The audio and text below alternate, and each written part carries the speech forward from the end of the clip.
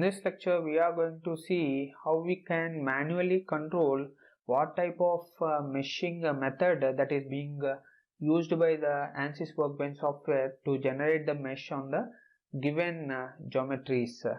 For that purpose, I already have opened ANSYS Workbench software. I already have imported the geometry file that I have provided you in the resources tab of this particular course. So I already have double clicked on this model cell also, so that already I have opened ANSYS Mechanical, and once I have opened ANSYS Mechanical, here what I will do is I will go to the mesh, and in the mesh group I will just right click and say insert, and here there is an option called method. So once I select this particular option called method, it will ask me to select the geometries to which this particular method will be applied. And remember, this can globally applied by selecting all the geometries that are present in this particular graphics window, or let us say particular session of the project, or otherwise you can also individually select each components to define different methods to different components. That means both the globalized control as well as localized control is possible with this particular option. So if I want a globalized effect of this particular method option, what I will do is I will go to the geometry selection cell. I'll just click on this, and now what I will do is I will select both the, by pressing Ctrl, I will select both the geometries. So whatever the method I am going to select, it is going to apply to both of these particular objects. This is how you can use this option at a global level. If you want it at a local level, instead of selecting all the geometries, what you are going to do is you will select only one geometry and say apply. So now you are changing this method only to the local level, where this method will only be applied to the geometry selected. Okay, for now what I will do is I will select both of these bodies. So I will click apply. I will just select it by pressing Ctrl and apply. Okay, now see, two bodies have been selected. Now if you see, by default the method is automatic method. Automatic method means there are 4 to 5 methods that are available inside ANSYS Workbench software. So the software, the computer itself, automatic mesher algorithm itself, it will select any of the method, but I don't want to let it select. I want to select with what kinds of elements I want to mesh. So for that purpose I will come down here and I will change the method from automatic to tetrahedrons. If I select this tetrahedrons option, what will be the result means if I generate the mesh, all these bodies will be meshed with tetrahedral elements or pyramid elements, 3D triangular elements, because these are 3D objects. If it is a 2D objects, it will be triangles. So you can just right click and say generate mesh, and you will be able to visually see that both of these particular geometries have been filled with tetrahedral elements. Right now, if I don't want both of these bodies to be created with tetrahedral elements, I want to be creating it with hexahedral elements. So for that purpose, what I will do is I will go to this particular method, and instead of tetrahedrons, what I will do is I will select the hex dominant one, and once you select the hex dominant one, it is asking the element order. As I already previously told you, it's a hexahedral mesh, you have to go for linear one. That is an usual practice in industry. So I will set to linear. And free face meshing, there is something called free face meshing type, which we are going to see. For now, what I will do is first I will generate the mesh and show you the difference. And remember, the hexahedral mesh will take some time, so don't worry. It is done, but if we are able to see here, the mesher has failed to generate all hexahedral elements, especially on this particular object, And remember one thing is creating hexahedral elements, that too with automatic mesher, even though you do that, it won't do much good, because hexahedral meshing is a very complicated thing, and remember, it involves a lot of manual tasks like splitting the body to make it sweepable, and making it there are other lot of geometrical things you need to do before getting a hexahedral mesh. And in industry also, for initial stages we don't go for the hexahedral mesh. Initially what we'll do is we'll simply go with the tetrahedral mesh. We carry out a basic analysis, we'll try to find out critical areas and other things, and once we are done with all the basic steps, then if we are going for the final steps, then we will see whether we'll have we can get a hexahedral mesh or not. And remember, it's very tedious task, and it's a manual task. No automatic mesher in any of the available softwares at current stages can efficiently do that. It can be generating some arbitrary mesh which will contain a combination of tetrahedrons as well as hexahedrons, but it won't be, and not even 50% of this hexahedral mesh is good. So if you go to this hex dominant method, here free face meshing, you can either select all quad or quad or tria. So what will happen is, here first the software will select one face, and on that particular face it will create a mesh. So if I select quad and tria, what it will do is it will generate a mesh containing both quads and trias, and once it has generated that particular mesh, it will expand that mesh throughout the entire body.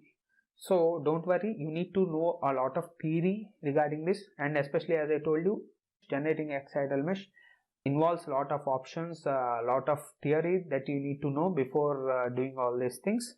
So for initial knowledge only I am teaching you this. Then coming to the next option of all quad. All quad means it will try to generate a mesh which contains only quad elements. They should not contain triangular elements, and that is why if you are able to see on this particular body, with whatever the hexadominant mesh we have selected, it has failed. But if I just select only this object, because from experience and from simply seeing we can say this is a sweepable mesh object, so it can more efficiently generate hexahedral mesh. So what I will do is I will go and select only this body and press apply. Now you see generate a mesh. Now generate a mesh, what will happen is, here hexahedral mesh will be appearing, and whatever the failed mesh is there, it will change into normal mesh which contains all tetrahedrons. See, it has tetrahedrons. But here you are able to see one message. So see here, it is telling all quad free faces mesh type was chosen, but some triangles were created during meshing. So in order to create this mesh, all quad mesh, it was not possible. So that is why at some areas, to fill in that areas, it has the automatic mesher has created some triangles. It is showing us that warning, so that we will be aware of the fact that some trias are also present inside this geometry. And you can use localized refinement options here to again define this particular let us say this particular mesh. But if you are able to see something called as a sweepable objects, those objects can be somewhat modeled very easily using the hexahedral elements. Now coming to the question, what type of elements generally we will be using? For basic purposes, what we are going to do is we will be using a combination of both hexahedral elements as well as the tetrahedral elements. Remember, the results difference between tetrahedron, quadratic order elements, and this hexahedral what you say 8-noded or linear order elements are not much of a difference, so you can be opting for that. But anyway, while going for a basic analysis, we will have a mix of both tetrahedrons as well as this hexahedrons. And if there is there is a chance that you are only having tetrahedrons, there also you can define different areas with different kinds of tetrahedrons to get a efficient mesh. So this is how you can change between tetrahedral meshing as well as hexadominant meshing. Now I can also go and change these options to layered tetrahedrons. Layered tetrahedrons means as it is already stating, you are going to create all tetrahedron elements only, and tetrahedron elements, and here the element order is linear. will change from linear to quadratic. And remember one thing is, always if you are using tetrahedral elements, go for the quadratic order. If you are using hexahedral elements, if you are able to generate hexahedral elements, go for the linear order. Okay, so once you click here, you need to give out a few settings. I have to give the layer height. Let us say I will give a 2 mm layer height. Anyway, once I give the layer height, it will be able to generate the layered tetrahedron. But remember, you can't use the layered tetrahedron elements method with the adaptive meshing on. So in order to use this particular method, you need to go to the mesh global settings, and in the mesh global settings, have to go to the sizing option. You need to set the adaptive sizing to no, and once you set it to no, and now I can just click generate, and you can see all these particular objects will be meshed by tetrahedrons. That there is no much difference between a tetrahedron and direct tetrahedron meshing. But what will happen is, here instead of arbitrarily generating based on the shape and geometry, it will select a surface, and on that surface it will generate tetrahedrons, and based on that it will be placing tetrahedrons layer by layer, layer by layer, layer by layer. So one layer after other layer it will be placing until it is able to say complete meshing of the entire geometry. And I hope you had a little understanding on hexadominant meshing methods and tetrahedral meshing methods.